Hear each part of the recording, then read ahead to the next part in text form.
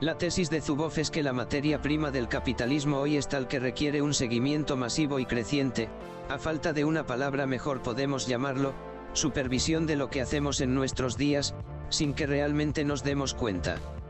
Empiezo con un capítulo en el que ancla de una manera histórica su razonamiento. Este capítulo puede llamarse Declaraciones imperialistas o explicaciones en un patrón de conquista históricamente conocido. ¿Cómo sucede cuando se conquista un nuevo continente como Abya Yala, por ejemplo? Cuando los españoles llegan a México, Bolivia, Ecuador, etc. ¿Qué es lo que sucede? ¿Cuál su procedimiento? Hay un patrón que los historiadores lo han dividido en 3 fases. Primero, hacen declaraciones legales y afirmaciones para justificar la invasión que satisface los reclamos legales de su propio poder. En segundo lugar, se declaran reivindicaciones territoriales a partir de esas determinaciones legales.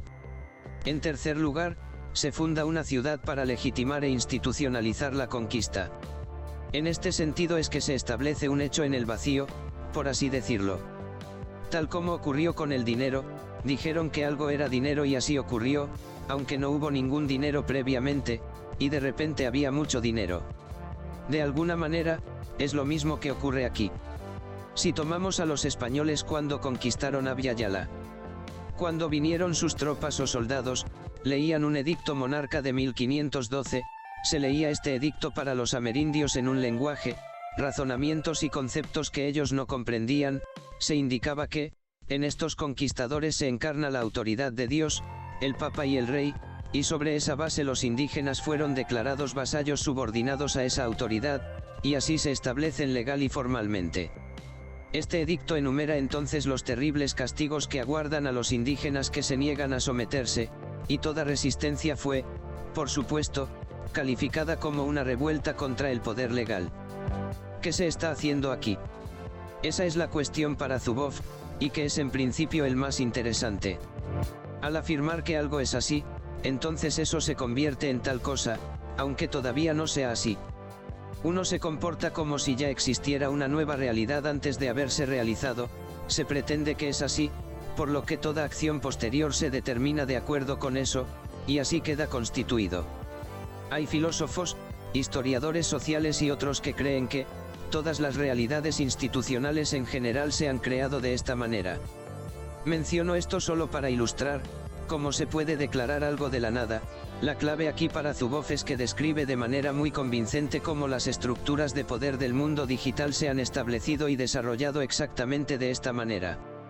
Cuando los taínos de las islas caribeñas precolombinas vieron por vez primera a aquellos sudorosos y barbudos soldados españoles caminando trabajosamente por la arena con sus brocados y sus armaduras, ¿cómo iban a reconocer ellos el significado de aquel momento y lo que auguraba para su futuro?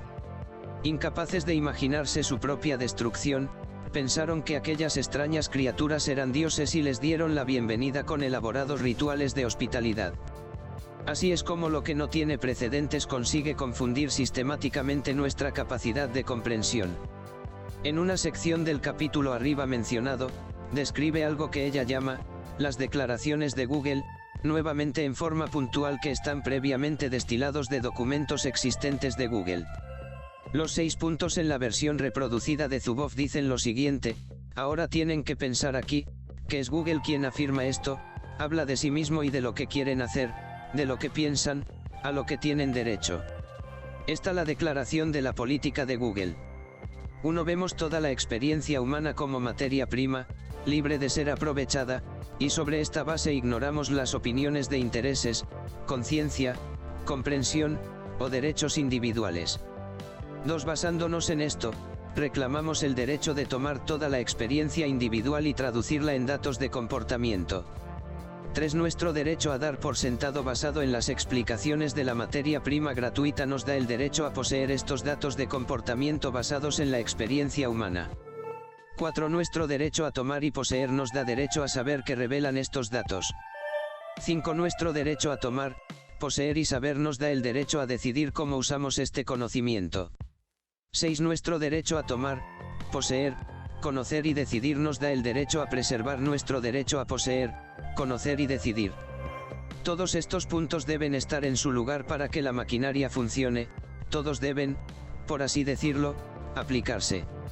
Y todo esto se encuentra en su acuerdo de términos de servicio que usted acepta tan pronto como comienza a utilizar estos servicios. Sospecho que Zuboff quiere decir que esas declaraciones son en cierto modo equivalentes a las declaraciones que los conquistadores leyeron en la costa de Abya Yala cuando llegaron en 1492 y en adelante. En el caso de Google, en lugar de territorio, se refiere a nosotros, a nuestros comportamientos, tan pronto como se registre como nuevo usuario, en Google, Facebook o Microsoft y sus servicios. Google comenzó primero, luego se enganchó Facebook, Microsoft les siguió y desarrolló más.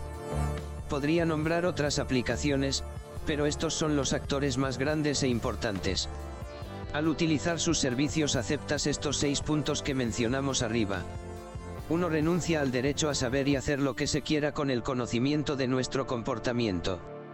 De alguna manera, un grave abuso podría decirse cuando está formulado de esa manera. Prácticamente todas las grandes empresas de Internet, especialmente en la medida en que son gratuitas, a menudo se basan en esta lógica, es así como ganan dinero. De esta manera, estas empresas son ahora las empresas más ricas y poderosas del mundo, tienen una mayor rotación presupuestaria que muchos países. Cada vez más, las llamadas empresas ordinarias que trabajan en Internet se adhieren a la misma lógica. Lo que es difícil de imaginar para muchos es, ¿cuál sería el valor de estos datos de comportamiento?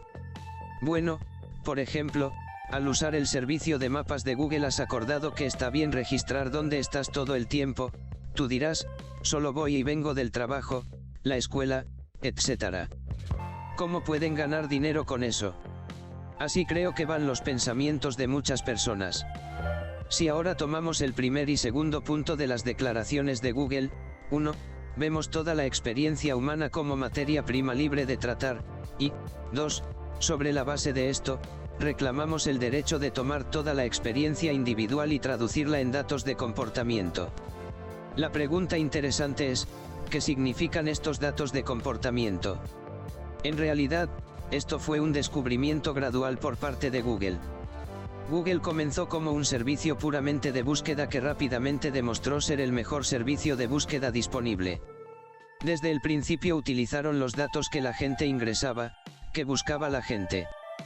Todas las palabras de búsqueda, y luego desarrolló aún más los algoritmos detrás de estas para mejorar las búsquedas, y en realidad todavía lo siguen haciendo, de modo que las ambiciones de búsqueda siguen ahí, en el fondo es la base.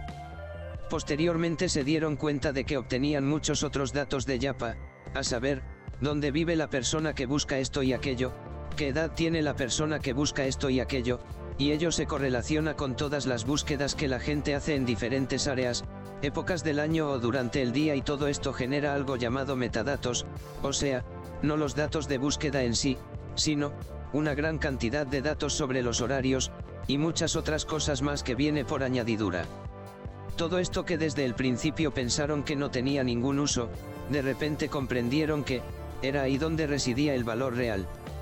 Y lo que se revela cuando esto se comienza a refinar en serio es que, es posible distinguir patrones de comportamiento social muy detallados, es decir, patrones de comportamiento social agregados en muchas personas, pero también, que es posible seguir afinando hasta llegar finalmente a un nivel individual.